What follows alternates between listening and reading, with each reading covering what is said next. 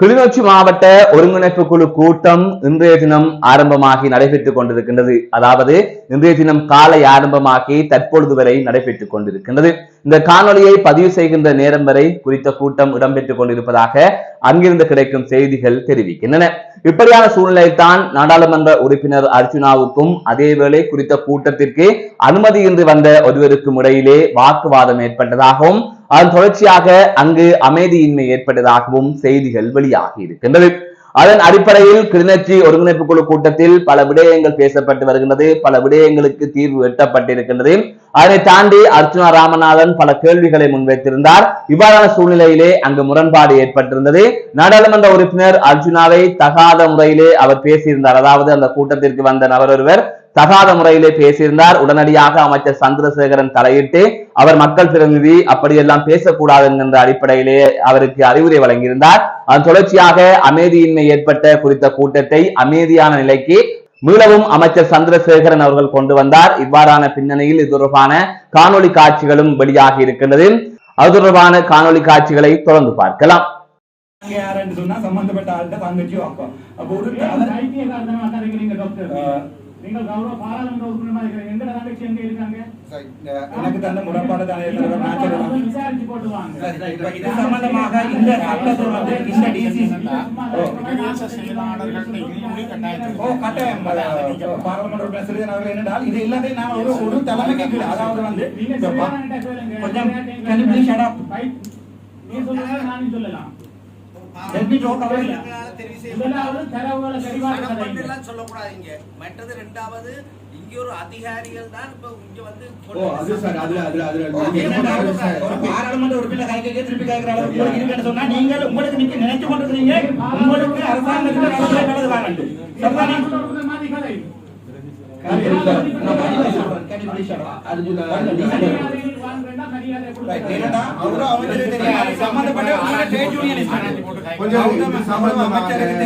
சம்பந்தப்பட்டவர் உங்களோட trade union ஆக்கள் administration செய்யற வழியாகும். அதுக்கு இது சம்பந்தம் நான் கதைக்கல கதைச்சா அதை வேறு விதமா எஸ் அதை நான் சொல்றேன். நான் கிளியரா சொல்றேன். இந்த விஷயத்தை கூட கதைப்போம். ஒரு விஷயத்தை உடம்படுறதுனால பிரதேச செயலாளர்கள் அப்படி விடையாது முழுக்களையும் பாருங்க. அங்க காசையும் கூட்டிக்கொண்டு அங்க இருக்கிற 200,000 மாட்டிக்கொண்டு அந்த தலைமை பதவியை தாங்கள் எடுத்துக்கொண்டு அது வந்து நாங்கள் சம்பந்தமான அமைச்சரோட கதைச்சிருக்கிறோம். அவர் சம்பந்தமா இன்கொயரியும் போட்டுருக்கோம். கொண்டு போகாமல்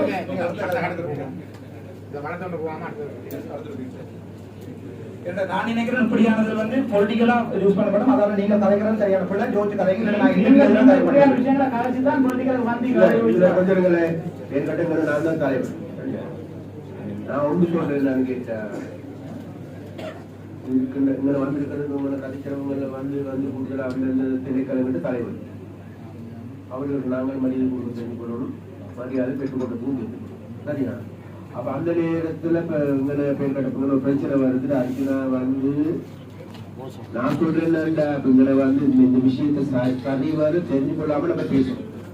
அதனால இது பூரணமாக தெரிஞ்சு கொண்டு அறிஞ்சு கொண்டு இதுக்கான முடிவுகள் எடுப்போம். அதுக்கு பிறகு இந்த டிசிஷன் எடுப்போம். அதனால வேண்டி நம்ம ஒருத்தரை வந்து தர குறைவாக பேசுகின்ற பொழுது அது வந்து நல்லதில்லை. எங்கிட்ட பிறகு உங்களோட தான் நம்ம வேலை செய்யற நாளைக்கு அப்ப அந்த ஆட்கள் இருக்கின்ற அதிகாரிகளோட நம்ம வேலை செய்யும். பழைய அபிவிருத்தம் பழைய நாங்கள் விரும்பினாலும் மட்டும் இப்போதைக்கு தலைவராக இருக்கிறது சகாதேவன் தான்.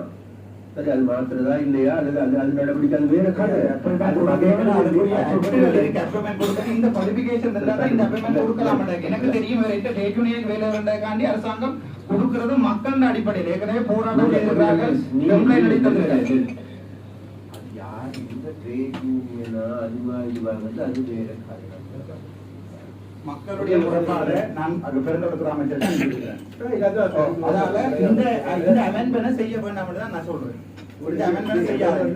செஞ்சிருக்கிற உண்டு அதை வந்து அவர் சொல்றாரு தவிர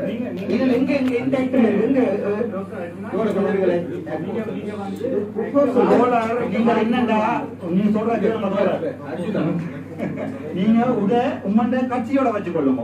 இது சம்பந்தமான மக்கள் முறைப்பாடு நீங்க 8-10 பேரை டிரான்ஸ்ஃபர் பண்ணிருக்கீங்க சார். ஒரு நாள்ல திருப்பி 8-10-15 பேரை டிரான்ஸ்ஃபர் பண்ணிருக்கீங்க. எல்லா கம்பெனியும் இருக்கு. தயவு செய்து நீங்கள் உங்களுக்கு விரும்பின மாதிரி ஆக்களை டிரான்ஸ்ஃபர் பண்ணவும் விரும்பின இது கவர்மெண்ட் இன்ஸ்டிடியூஷன் டிரான்ஸ்ஃபர் ஓடர்ஸ் இருக்கு. டாக்டர் நாங்க அளந்து கதைக்கிறது படிக்கல ராசா அவ்வளவு மாதிரி நான் சொல்றேன். நீங்கள் 40 பேருக்கு தான் டிரான்ஸ்ஃபர் பண்ண கௌரவ அமைச்சர் 40 பேருக்கு மேல டிரான்ஸ்ஃபர் எனக்கு வந்து கம்ப்ளைண்ட் தான் சொல்றேன். பாராளுமன்றம் இருக்குது, அமைச்சர் தெரியும், பேசுங்க அப்படியாப்பட்ட பிரச்சனை. அதனால இது வந்து ப்ரொபோசல்ஸ் தான். இந்த ப்ரொபோசல் அதிகாரி ஒரு தலைவரை பொது வழியில வச்சு அவமானப்படுத்தக்கூடாது. அவர் வேணுமென்றால் மினிஸ்ட்ரி கம்ப்ளைண்ட் பண்ணலாம். நீங்கள் எந்த கட்சி உங்களுக்கு கிடைக்கிற நாமினேஷன் அதுதான் ட்ரை பண்ணுங்க. உங்களுக்கு இன்னொரு கிடைக்கிற நாமினேஷன் கிடைக்கவே இல்ல. நாமினேஷன் கிடைக்கவே இல்ல. நீங்க என்ன பத்தியே உங்களோட முகப்புத்தகத்துல எவ்வளவு விஷயங்களே கொண்டு வரீங்க. ஒரு பொம்பளை பிள்ளைய பத்தி ஐசிஎம்க்கு வைஃப் இல்லையா? தெரியாதா? வெளியே அனுப்புங்க. ஒரு பொம்பளை பிள்ளைய பத்தி ஒரு ஆக்களை பத்தி வெளியே போங்க. நான் ஒன்றை கொண்டு வரீங்க. நீங்க எத்தனை கொண்டு போய் வெளிநாட்டில் கொடுக்குறீங்க எங்களுக்கு தான் தெரியும். அமைச்சர்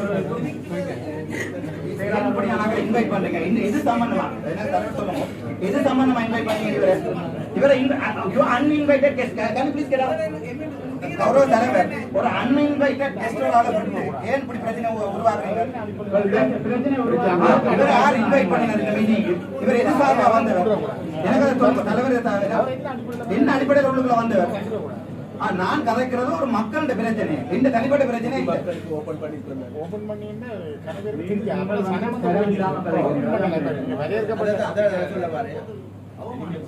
நான் ஒரு உண்மை இந்த இடத்துல சொல்றேன். சரியா? நெக்ஸ்ட் டைம்ல இருந்து பொதுமக்களுக்கோ ஊடகங்களுக்கோ அனுமதி இல்லை. அழைக்கப்படுகின்ற ஆட்கள் மாத்திரம் அதிகாரிகள் பொதுமக்கள் அரசியல் கட்சி தான். சரியா? அதே நேரத்துல சரியா பொதுமக்களுக்கு முறைப்பாடுகள் செய்யணுமாக இருந்தா நாங்க டிசிசி ஆபீஸ்ல இருக்கோம், பாராளுமன்ற உறுப்பினர்கள் இருக்கிறாங்க, இந்த பக்கம் மத்தியம் இருக்கிறாரு, இந்த பக்கம் முறைப்பாடுகள் கொள்ளுங்க. அந்த முறைப்பாடுகளை பத்தி பேசுறதுக்கு மக்களுடைய பொருளாக ஒழிக்கிறதுக்கு தான் நாங்க பார்லிமெண்ட் கட்டிருக்கோம். அப்ப அந்த பாராளுமன்ற எல்லாருமே வந்து பேச போனா முடிவு நினைப்பார்கள். சரி, வாக்களித்த மக்களுக்கு நான் எப்படி வேலை செய்யறது, எப்படி சேவை செய்யறது?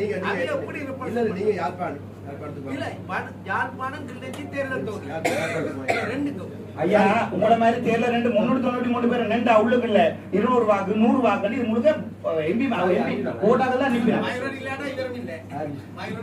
ஐயா நீங்கள் இப்படியான ஒரு அடிப்படை இல்லாத நீங்க வரையில தலைவர்களே பல விடயங்கள் இருக்குது என்பதை கலைக்கிறதுக்கு கொண்டு மாவட்டத்தில் முன்வைக்கப்பட்ட